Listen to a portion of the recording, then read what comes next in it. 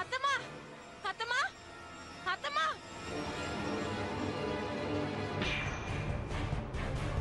అత్తమ్మా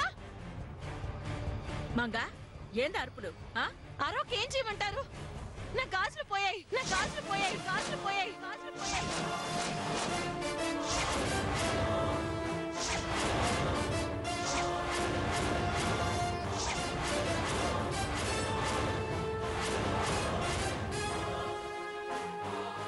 ఏంది గాజులు పోయినాయా?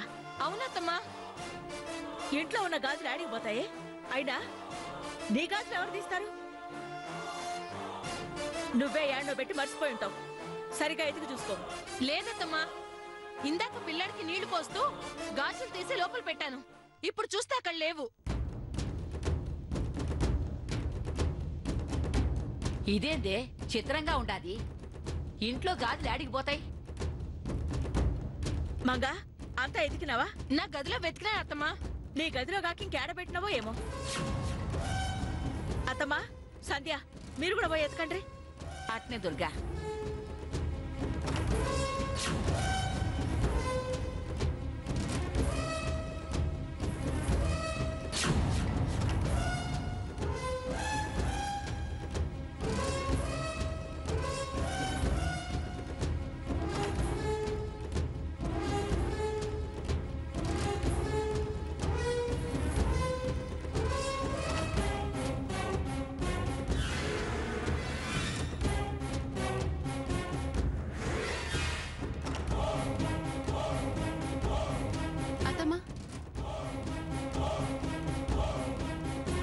అంతా వెతికాం, కానీ ఎక్కడ గాజులు కనిపించలేదు.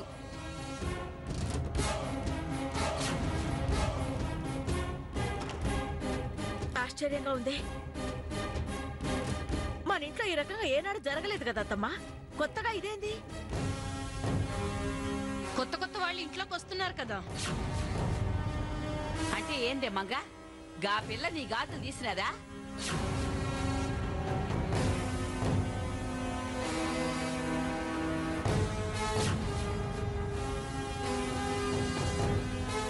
ఏంటండి బామ్మగారు, అటు తిప్పి ఇటు తిప్పి నాకు దొంగతనం అంటగడతారా?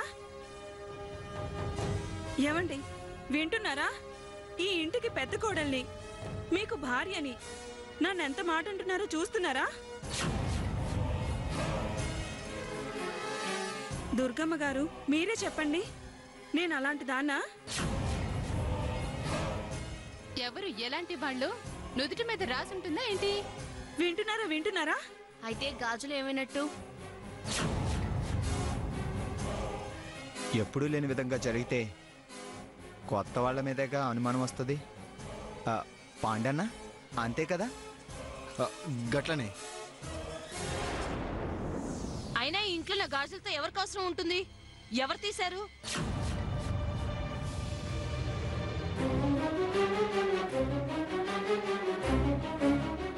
ఇదిగో పిల్ల,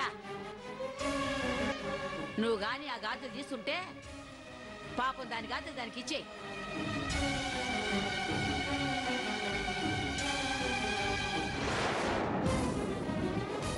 ఇదిగో మైథిలి, నేను అసలే మంచిదాన్ని కాదు. మర్యాదగా నా గాజులు నాకు ఇచ్చేయి.